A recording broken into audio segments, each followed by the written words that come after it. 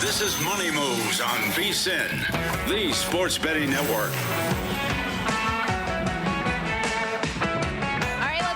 Happy Tuesday, everybody, as we welcome you into this Tuesday edition of Money Moves. VSiN, the Sports Betting Network, Sirius XM Channel 158. He's Jonathan Von Tobel. I'm Stormy Buonantony. Live, as always, from downtown Las Vegas is Circa Resort and Casino. Coming up in 30 minutes, we will have VSiN.com Managing Editor Adam Burke join the program like he always does for 30 minutes. Excited to have that conversation. How are you this morning? Pretty good. I mean, Monday Night Football is kind of a bust. Yeah. Very much looking forward to tonight, though, because we got a lot of good basketball tonight, specifically in college, as the ACC SEC Challenge gets started or whatever it is.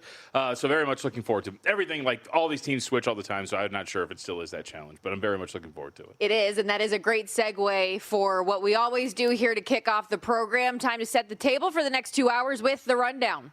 It's time for the top headlines and topics of the day. This is the Rundown. So you mentioned some of the good games we've got in college hoops. Number 16, North Carolina at number 18, Kentucky. Number 15, Florida at number 4, Duke. We also got UConn, Kansas. So some great games in college hoops. But we're also going to head over to the NBA. We got a smaller 6-game slate. And JVT, you are our resident senior NBA analyst. You got to break it down for us. Allegedly is what I am. Very much looking forward to this as well. We got some good ones on the card, too. Portland and Toronto should be relatively good. Memphis is somewhat hot, and OKC continues to push for their opponent, at least one of their historical teams' record in Golden State, as they will face them tonight out in the Bay Area. So at 20-1, can they continue the push for 74 wins? Okay. We will discuss. Also, we mentioned Adam coming on the show. We're going to talk college basketball, but also college football, because we have a massive college football weekend ahead with conference championship games here. We got 4 games Friday, 5 on Saturday, CFP implications all over the place. We're going to hit you with the early week line moves, including a flip of favorites in the Sun Belt. We got early thoughts and bets on each game, plus the latest on the Heisman as well. In case you missed it, over at FanDuel, at least one sportsbook has Diego Pavia now a co-favorite to win the Heisman. Yeah, I won't spoil it, but I will say I got to talk to Adam a little bit earlier today. He gave me something I had not thought of when it comes to the teams to make the college football playoff. Where did you talk to Adam? On Pod to the Futures, of course. Nailed it. Oh, God, what was that laugh? I don't know. What was that? You're in a little bit of a weird mood today. We will also, as always, get into plenty of NFL today as well. News, notes that we need to hit, and we will start with the aforementioned Monday night mauling in Foxborough, and I'm not just talking about my bets. Yeesh. Tough day for your girl taking 7.5, and the Travion Henderson attempts did not get there. But it started early for New England JVT. They rushed out to a 17-0 lead, never looked back, going on to win 33-15. They win and cover any number. Total goes over 46.5. And with that, the New England Patriots collect their 10th straight win and are back in that top seed in the AFC. Another great night for New England. Yeah, I mean, essentially what we kind of expected, right? I mean, the odds dictated that. 7-point favorite. Comfortable favorite, never really in danger. It's 17-7, and the Giants maybe look like they're going to drive to cut it to a one-score game, and outside of that, do absolutely nothing after turning the ball over. And kudos to you, and we'll talk about this a little bit later, kind of calling your shot Babe Ruthian style. I think it was a good performance from Drake May, now your favorite to an MVP. Yeah. So after last night, I don't think you're really coming away from anything other than, I will say, I think your boy's got to get it in check a little bit here. Your boy being Jackson Dart. I agree. From a playing standpoint, from the standpoint of not understanding why they need him to change his game, everything in between, wasn't really a great performance for Dart against what we would call like a slightly above average defense. And the response from him afterwards wasn't particularly great either. So let's go there. Dart, of course, back in the lineup yesterday after missing the previous 2 games with the concussion. All of the talk about the way that he plays the game, and he continued to play with reckless abandon yesterday. Here's him on the postgame being asked about just that. This is football. Like, I'm going to get hit if I'm in the pocket or outside the pocket. Like, I feel like I've played this way my whole entire life. This shouldn't be like any shocker to anybody if you've followed along with my career. And we're not playing soccer out here. Like, you're going to get hit. Things happen. It's part of the game. So here's my thing, JVT. Yes, you're going to get hit, yes. But there's a difference between putting yourself in position to take those hard hits when you don't have to, especially in, and I don't want to call them meaningless moments, but non-impact moments. Mm-hmm. There was never a spot in the game yesterday where it's like, this is a critical, gotta have it, first down or touchdown. Like, there was none of that, yet you're taking I use the word reckless abandon. I think like that's the way that he is using his body and brain in unnecessary moments. Of course. I mean, the response is ridiculous. We're not saying you're not going to get hit. You have to understand your status as what we're assuming is the franchise quarterback for the New York Giants. You need to save yourself when you're trying to eke out an extra 2 yards on a run like you're talking about in that instance. Also, side note, the critique of who was it that laid the hit on him on the sideline? Get out of here. I mean, he's trying to get extra yards. Your job is to get him out of bounds. And those are the instances we're talking about. Again, bring up last night. We talked about this during the show or yesterday afternoon. He averages, going into yesterday, 2.96 yards per carry after contact. You're a quarterback. You shouldn't do that. Getting hit is not the problem. It's putting yourself in position to take hits that you should not. To talk to quarterbacks like Lamar Jackson, who has done such a good job throughout his career avoiding that sort of contact. Patrick Mahomes has done a good job in avoiding that sort of contact. That's an important aspect of this game. And for him to kind of dismiss the thought that you should protect yourself to an extent is ridiculous. How many, you've got the number, how many times has he been in concussion protocol already? 4. Okay. He's been evaluated for a concussion 4 times. So outside of just, hey, man, like maybe take care of yourself for your longevity, like, okay, we'll throw that aside. You're an important piece of what we're trying to do. We need you out there. You've already missed 2 games. Yeah, and for whoever ends up being the full-time head coach beyond this year, you're supposed to be the most attractive piece for whatever guy is coming in. And if you become something that a coach is scared of having, you're supposed to be the Josh Allen type, yes, monster, make those big plays when you need it, but not putting yourself in bad situations, which I think even took Josh a long time to do and maybe still puts himself in some of those tough situations. But I think for a young guy, your first year in the league, you can't set yourself behind the 8 ball like that. That said, another young guy in the league balling out. By the way, real quick, I will say, only 5 rush attempts, under on his rushing yards. So, like, at the very least, it seemed from a play calling standpoint, they were not putting him in many positions. He just did it to himself. Yeah, he just did it to himself. You mentioned Drake May, though. 24 of 31, 282, 2 touchdowns, no picks. I thought he did a really good job navigating what was a banged-up offensive line. Didn't have either of those pieces on the left side. Still got sacked 3 times, but none of them really big hits or impactful enough to take away from sustaining drives. He's number 1 QBR facing the blitz this year, leads the league in pass yards despite not having a 300-yard game this year. And you mentioned the odds movement. So on Sunday, entering the slate of games, Drake May was plus 210 on the board, plus 120 yesterday following the performance of Matthew Stafford against the Carolina Panthers. He is now odds on a minus 135 favorite. Stafford, meanwhile, goes from minus 225 on Sunday to plus 105 yesterday, plus 125 today. I did ultimately end up firing on the plus 125 for Stafford. I think he's going to go on to win this. Yet everything with Drake May, it's a really interesting argument. You have May up there for MVP. You have Vrabel up there for Coach of the Year. They are in position for the top seed in the AFC. And you look at some of the it is a young team with a young quarterback trying to figure it out, but I don't think you can count them out in any of these futures markets. Big picture, can you? Well, no, I don't want to count anybody out, especially I think. Well, in an AFC that we've talked about this all the time. Who is the best team in the AFC? Who is elevated? That was going to be my point. It was like, I don't want to count them out, but like, the AFC is just so, like, the bar is going to say is so, not so low, but to your point, the bar is relatively low where any of these teams, again, are so close to one another that I wouldn't rule them out entirely. Having said that, and it does tie into the Drake May MVP thing, if you look at this, and I spoiler alert for Pod of the Futures, went over some of these, but some of the metrics and some of the little nuggets that I had for the podcast today. Ballpark, what would you think in terms of top 10 defenses New England has faced so far this year? How many do you think? Ooh.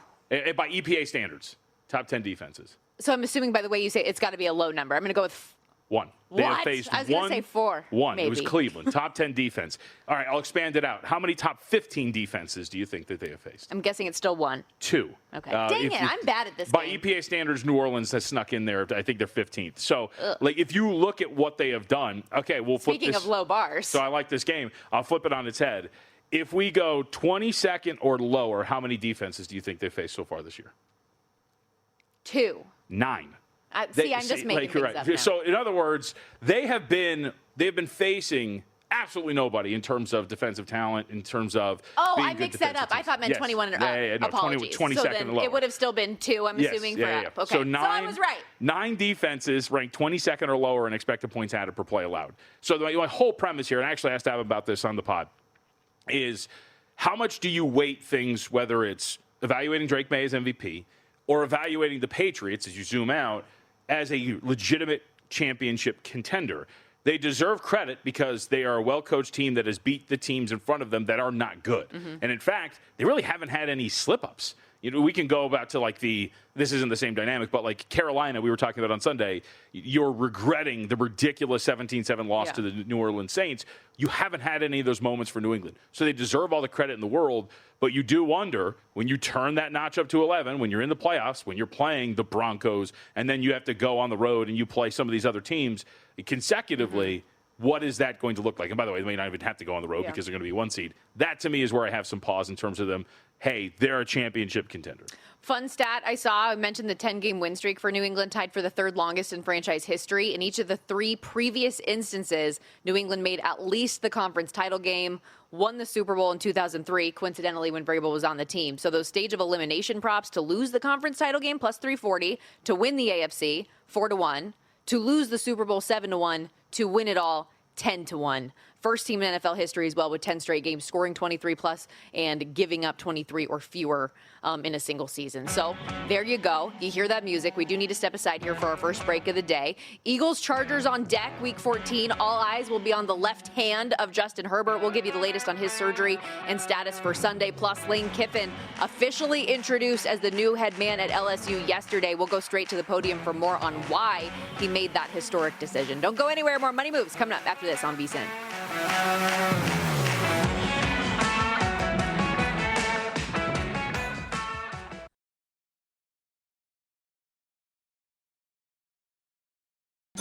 You're watching Money Moves here on VSiN, the Sports Betting Network.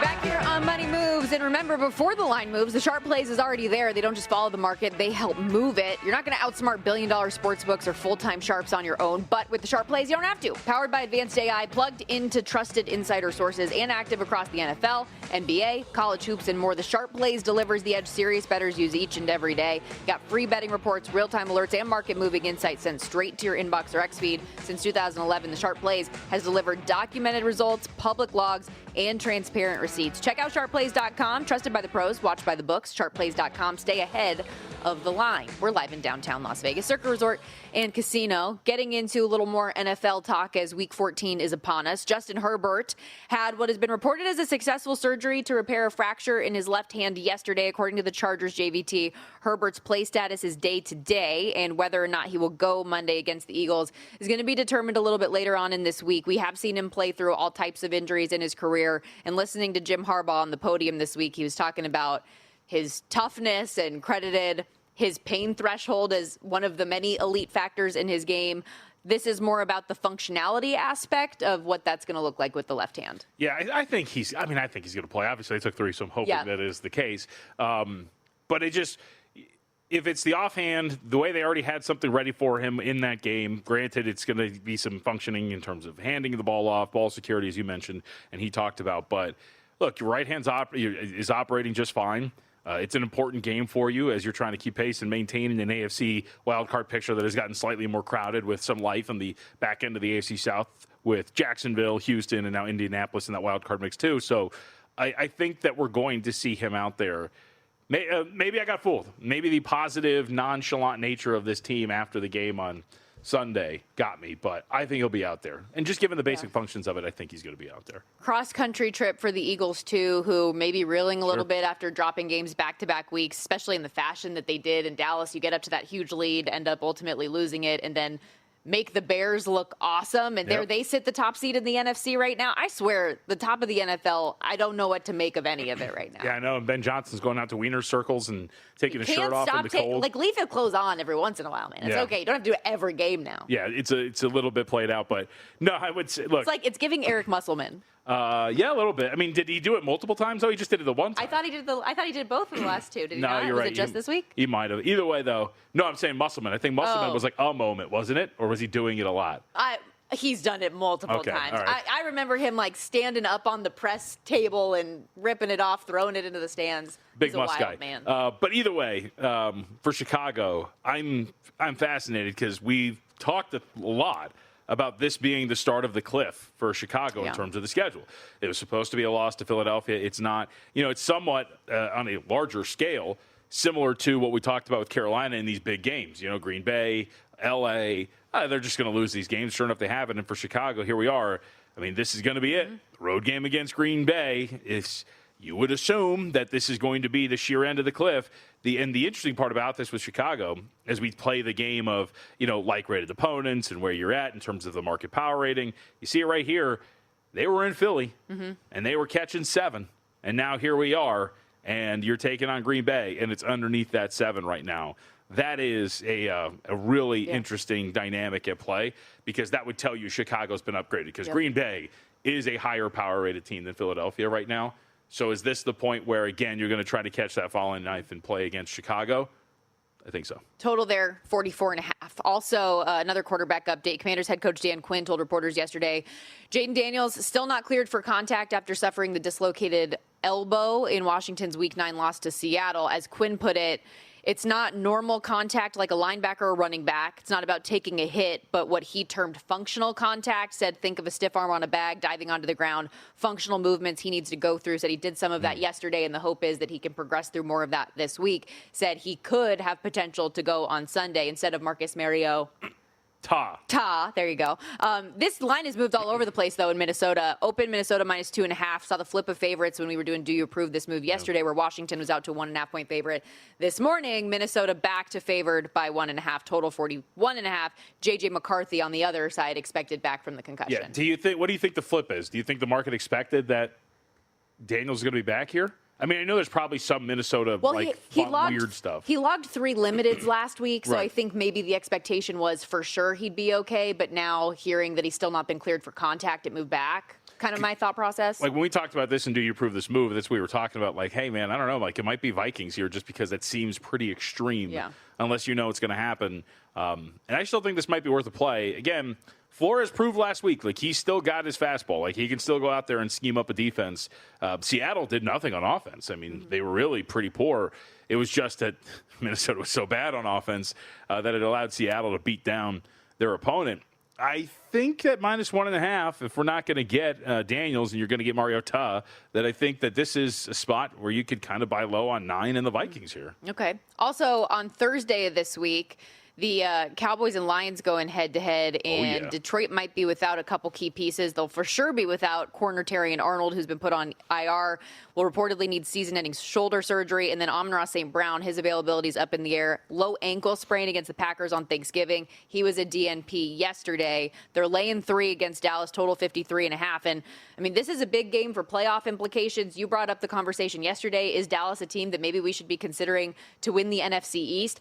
I am very much so viewing this Dallas team as, like, similarly to we did the Cincinnati Bengals last year, in that they're playing really well, could be peaking at the right time, and if they make the playoffs, they're a team you don't want to see. Yeah, I mean, and I think you can argue, I'll pull this up, I'm quite sure that But on the outside looking in right now is the No, of course, structure. but what I was going to say is, I think you can make the case that Dallas right now, even though they're viewed as like this terrible team, they're improving defensively and they're better than what the Bengals were a season ago on defense. So to your point of being dangerous, they might be more dangerous considering they're at least a little bit more competent defensively than what Cincinnati was. Since the arrival of Quinnen Williams, they are second in the league in quarterback hits, 4th in pressures, and second against the run, which was their biggest issue. So this is, we can call this the what am I missing special of the week.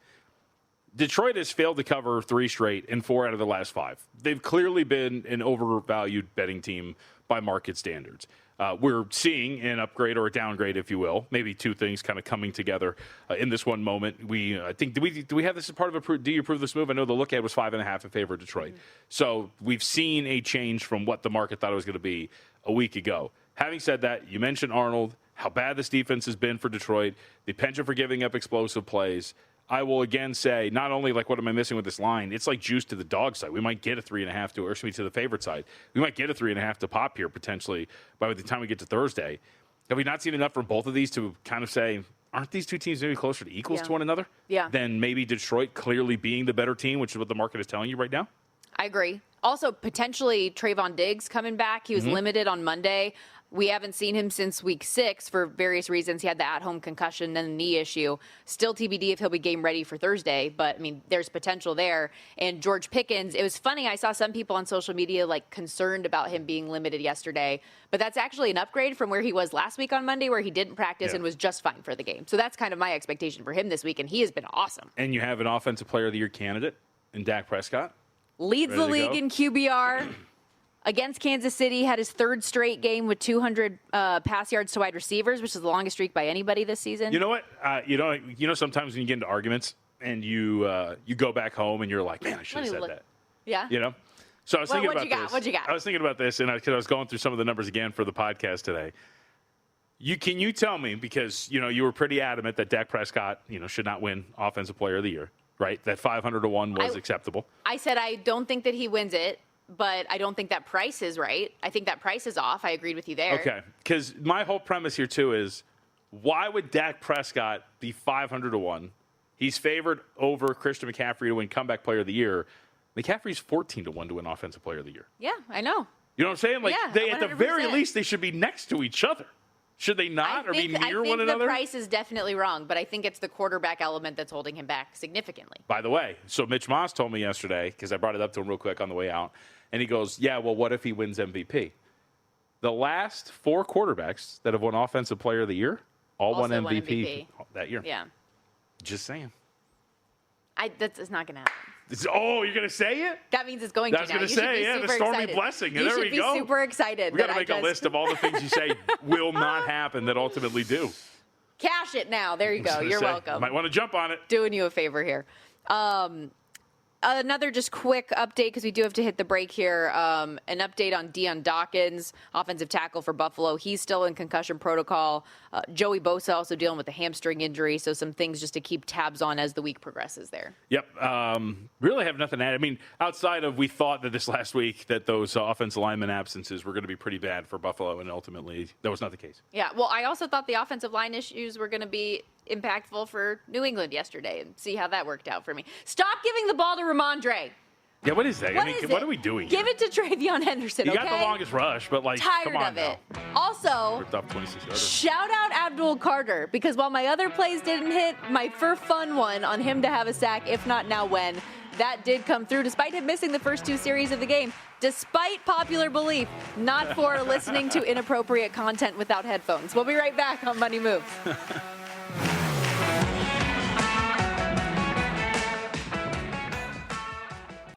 You're watching Money Moves here on VSiN, the Sports Betting Network. At LSU is the best job in football. When you take the history, tradition, passion, and the great players in the state of Louisiana, no one can argue that when you're in Tiger Stadium on Saturday night, there is nothing like it. And this place is built for championships with championship expectations. We understand that. But as an elite competitor, that's exactly what you want. And that's why we're here. That's Lane Kiffin, fresh off the podium yesterday, making his official introduction as the new head coach of the LSU Tigers. That first statement, though, I have a feeling our guest here on the desk, Adam Burke, might have something to quibble with as an Ohio State fan in terms of what the best job is in college football. I'll let you do that in a moment. But VSiN.com manager Adam Burke joining us here alongside Jonathan Von Tobel. I'm Stormy Buonantony, and we had to start with the lane of it all after our conversation last week. JVT's just ready to take the victory lap. It's very annoying. I mean, you guys were hilarious. Come on now. For you, I mean, you fell for it. You watched an E30 documentary. It's an E60, and thought he was all changed up. And then, Adam, I got to tell you, buddy, out of left field, bringing in the sanctity of college football, thinking, Lane loves college football. I think he's going to stick around for the good of the game. What are we doing? That's not even you. To be fair, he waited until Sunday. He didn't ruin Saturday. That's a good point. So, I mean, hey, you know what? You guys believe? Look. You bought the snake oil. No. A lot of people think that I'm entirely too pessimistic and too cynical. So I tried to give Lane Kiffin the benefit of the doubt, and shame on me for that. Now you're burned. Now you're never going to be burned. Yeah, right. Well, now I'm over here. Like I even tweeted this out yesterday with all of the news of Kalani Sitake being linked to Penn State. I'm like, well, I was wrong about Lane. Kalani's staying though, right? Would he leave for Penn State? I don't think so, right? I don't think so. Especially not with the CEO of Crumble Cookie coming to his defense. Yeah, there's that. And like, there's so much more than football to the BYU program that, like, I think it'd be really hard for him to leave. Oh, mark this down. Mark this down. It's a culture of family, love, and learning. We're doing again the non-football stuff. I mean, what, Kalshi had Jeff Brom as the favorite earlier today? Is that what it was? Did it? Really? I think so. Hey, man, 3 words. Money be green. So that's it. That's all the matters. I think Jeff Brom would be a terrible hire, by the way. I am curious your opinion on the Lane Kiffin wanting to coach in the playoff and all of this stuff, and Keith Carter ultimately saying no, yet you have some of these other situations in the group of 5 with the American, whether it be John Sumrall or Morris or Chesney, that those institutions are going to let them coach in the conference championship games and beyond should they get there.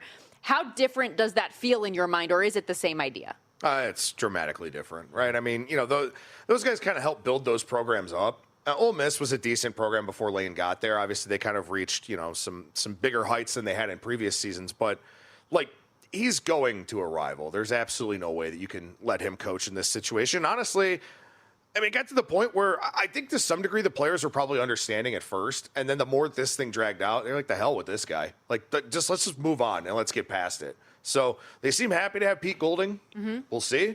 But, yeah, I mean, I think that the situations at North Texas, Tulane, and James Madison, if they get in, are just dramatically different. I mean, I would agree with all points, especially, these guys in the other stops might be bringing their dudes along to wherever stop they're going. You're not then going to have to turn around and face them the next year in conference play, which is, of course, what LSU and Ole Miss are going to do this next season. Can I rewind really quickly? Sure. I'm going to go back to the day that James Franklin got fired, and I think I brought this up, and I think you were with me on it, but we had echoed here on this show, look, you kind of understand it, but you better have something ready because the grass isn't always greener on the other side. And we said it 1,000 times over. And now all of a sudden we're looking at, look, Kalani Sitake might be a good coach, whatever, if they land him. We're just assuming if that's the case. But if you don't, and even if you do, you can make the argument, what the hell was the plan? I mean, they're just sitting back and letting all of this happen. Mm-hmm. And now you're going to get Jeff, what'd you say, Brom is one of the names? Jeff Brom, who else? Are you going to Barry Odom? I mean, seriously, like, where else are you going after this? So, again, I mean, obviously, there's a lot of sports book regulations and stuff like that. So, looking at Kalshi at the prediction market, Jeff Brom is the favorite, 31% chance right now. Kalani Sitake, 28. Brian Hartline, 14%, which stay the hell away from Brian Hartline, please. I do not want to see him go to Happy Valley. But, yeah, to your point, right, if you're going to fire a guy like Franklin, and again, James Franklin can't win big games. At Penn State, you need to win big games, right? So moving on does make sense. But to your point, you're absolutely right. Like, you have to have a target in mind. You're like, we're going to go get that guy, and we're going to pay that guy whatever he wants, and we're going to invest in his assistants and invest in the program and all that kind of thing. And, like, now you might get an 8-4 coach out of the ACC. Like, good job, guys. Telling you, like, what did I say? I said 10 wins, 11 wins regularly every single year. Yep. I understand that you don't meet the expectations, but that is not something that is common. That is something that is rare to happen on a year-to-year basis. Franklin had him doing it every year. Did you see what happened already with Virginia Tech? Their recruiting class goes from like 131st to like 32nd in the country in the span of like a week. And I think 24/7 had Penn State's like 129 in the country or something like that. Dude, come on now. It's going to be interesting to see how that looks moving forward. And let's push this forward, though, because we have a ton of conference championship games coming up this week. And with Sitake in mind, is there any concern that could be a distraction in what is a very important week in a rematch against Texas Tech for the Big 12 title? We've already seen Texas Tech getting played out from 11.5 to as high as 13 in the market right now. That was BYU's lone loss of the season in Lubbock. And it was ugly. They got embarrassed in that, but give them credit because they have bounced back since, had a monster win against TCU, made them look bad, and have had double-digit wins in every other game since. How do you see this one playing out?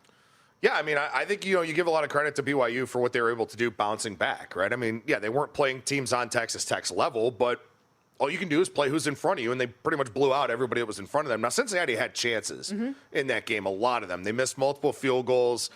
Brendan Sorsby played pretty well. Bear Bachmeier took a beating in that game, too, by the way.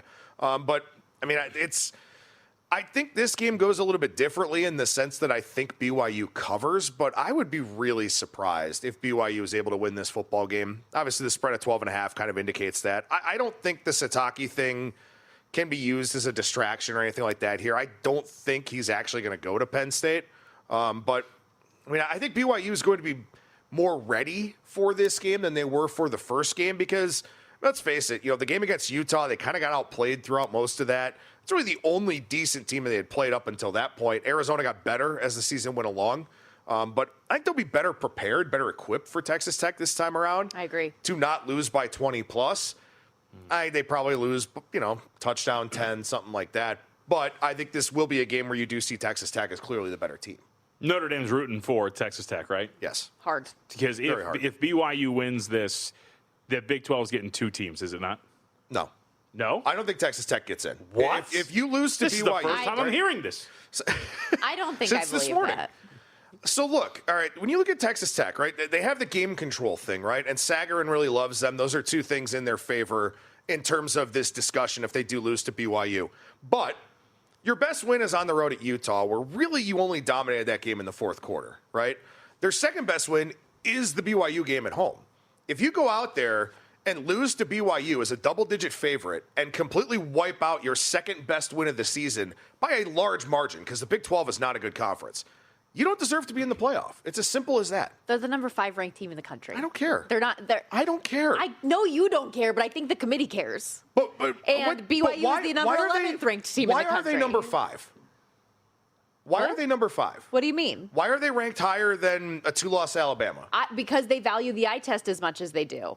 And they think this is a dominant front team that invested a lot in the transfer portal. Why is isn't Notre Dame in the playoff? Notre Dame's been dominant ever since week 2. They and their want 2 them losses, to be. They're making every excuse in the book to get them in there. 4 combined points? Yeah. Again, the committee is making every excuse in the book to get them there. I don't think Texas Tech belongs. I really, truly don't. It's interesting. I think they do. I think they're going to get their... Let me pause so I don't get any FCS fines here. FCC violation. I think they're going to lose to whoever they play in their first playoff game if they get assuming that they get in if they lose to BYU. Okay. I mean, this is the first I'm hearing of this. This is the shocking revelation from Adam Burke. I would just Check find out Pod of the Futures I would later just today. find it so hard to believe, especially if it's a close game against BYU and they lose, that the number 5 ranked team in the country that loses its second game to the number 11 ranked team in the country would be knocked out. I would like to say for the record that I am on Stormy's side on this, but it would be interesting to see if Adam is correct and that this would knock them out because, again, it's in this exercise, I also think that Alabama, you can't kick out the SEC runner-up. Correct. But if chaos ensues and Alabama wins the SEC championship game and BYU wins the Big 12, I got to think, see you later, Notre Dame. I mean, Texas Tech has played That's the how I see it, 69th ranked strength of schedule, according to Sagarin. But to Adam's point, and which is the it lowest kind in the top 27, by the way. And it kind of plays to your point as well. Again, if you're the committee, are you really going to look at this and go, sorry, Notre Dame, we're going to keep Texas Tech in over you? I think based on their own set of rankings and rules, Which they change every week. they will it's an interesting discussion, and I'm even really curious to see what they do this week specifically just with Ole Miss. Real quickly, guys, a good reminder, and Adam, obviously is the managing editor at VSiN.com. Our Black Friday special continues right now. It's our best deal of the whole year, and for just $60, you get full VSiN Pro access to everything we do all the way through May 1st. That's the daily best bets from all of our hosts and guests, betting splits, AI-powered prop tools, the video replays, previews of all these conference championships, all available now. VSiN.com/subscribe. We got more with Adam coming up next. His thoughts on conference championships and hoops.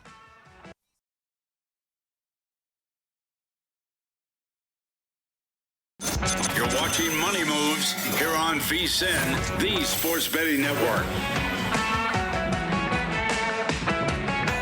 Stormy, Buonantony, Jonathan Von Tobel with you back here on Money Moves as VSiN.com managing editor Adam Burke continues on with us here. Speaking of which, Brian M. tweeting at us. And remember, if you want to join in on the conversation, please do. At Storm Buonantony, at me, JVT, at VSiN Live, at Skating Tripods in this case as well with Adam on.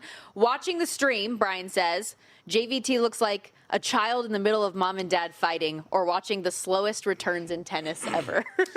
Sometimes, especially in media, you kind of understand what's going to happen. And much like a brush fire, right, when you get a bunch of dry and then you add a little bit of fire and spark, just like that, you're going to get a flame. I knew what I was doing. I actually knew what Adam's take was heading in, and I knew how you felt about the Big 12, and I figured this should be pretty good. And sure enough, you guys knocked it out of the park. I get fired up about the Big 12. What can I say? That said, there are a lot of other conference championship games that are coming up this weekend, and I know you like getting involved in some of the little guys where you can find value.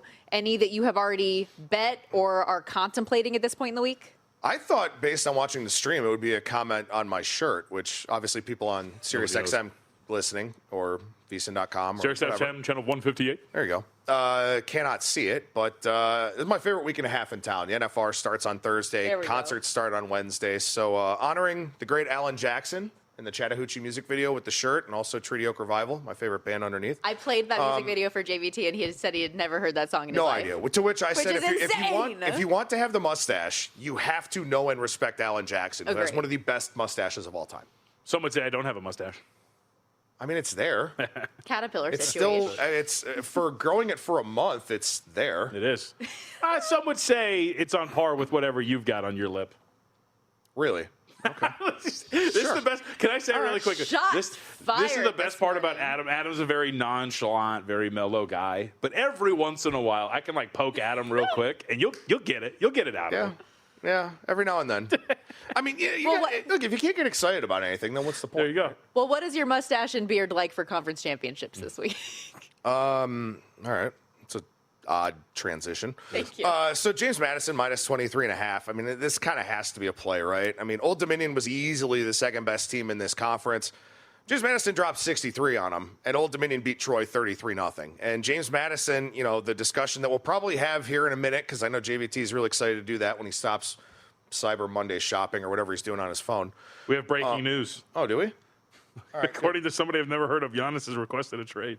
All right, there we go. But anyway, style points probably matter to JMU. If you get a situation where Duke beats Virginia, which I don't think is going to happen, but we may get two group of 5 teams in the playoff, and James Madison would be one of them in the discussion. So if they can win this game by 50, they're going to try to do it. Total's 47.5, so maybe it's 48-0 or something like that. But I think you got to lay it with JMU here. Troy's just not a very good football team. Yeah, I think I'm going to add that to the account. I was even thinking that watching the Coastal game this past week where they go up 20-0. The second Coastal showed a little bit of life. The Dukes are just like, nope, we're actually going to score 39 unanswered and put this to rest. I think it's a pedal to the metal type game for them. The final data point for the committee, it makes too much sense. Anything else that you really liked this week? I played Kennesaw State.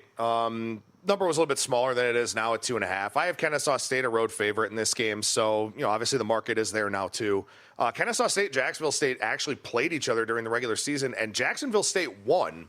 But Kennesaw State had 579 yards of offense. They were -4 in turnover margin in that game. So that's why we saw this one flip favorites here, even though Jacksonville State is at home. And all 4 games on Friday do have home teams in the conference championship games. Kennesaw State moved the football at will in that first game. They just had the 4 interceptions. So I think the market kind of expecting that to level off a little bit here. I will say Jacksonville State was one of the top teams in the country at forcing turnovers. I think they were tied for 15th or 13th, something like that. So they do take the ball away. But I think Kennesaw State's just a better team here. So I agree with that line moving with Kennesaw State now being a favorite. What a story. What a turnaround for the Owls, huh? Yeah, right. They were 2-10 last year. They fired the head coach who got them from, he was the first head coach of the program. And then, of course, got them from FCS to FBS. They fire him 9 games in, and then now Jerry Mack takes him to the conference championship game. And Jerry Mack will probably be a guy who gets a lot of looks now for one of the open group of 5 jobs. Or Penn State. Or maybe Penn State. Yeah, Penn State may have to go that route. I don't know. Shifting gears to college hoops if we can. We got 51 games on the slate today. Wait a minute. What? Are we sure JMU is the second group of 5 team? Go for it. Okay, so, I'm a thought. I want to ask you guys. You guys follow college football more. You're very passionate about odd conferences. The James Madison has been told by the committee, like every step of the way, we don't respect you. It really has. Your strength of schedule and record is terrible, and we don't care. The Sun Belt stinks. We don't care. Doesn't matter how really much you blow out teams by. We're not taking you. Yes. So, and I think the key to this, unless I've missed it again, I've asked this before, we don't get a sense of where the committee ranks these other teams outside of the top 25. The one time in which they included a non-ranked group of 5 in the bracket, they just said, we had, like, I think it was Memphis, right? Like, we just have Memphis as our highest rated group of 5. Here you go. I bring this up because, and I think this is only specific to UNLV, if UNLV wins and upsets Boise, it's a 3-point spread, whatever, in Boise and wins the Mountain West, is there a chance that they would view UNLV as a conference champion with a win over one of the opponents that beat them as a better team in terms of strength of schedule and otherwise, and they, in the catastrophic scenario in which Duke wins and maybe 2 group of 5 teams get in, that they would put them ahead of JMU? It's 50-1, but I'm just curious if that would be an angle. I hadn't thought about it until you brought it up, so I don't know. I only texted you about it this morning.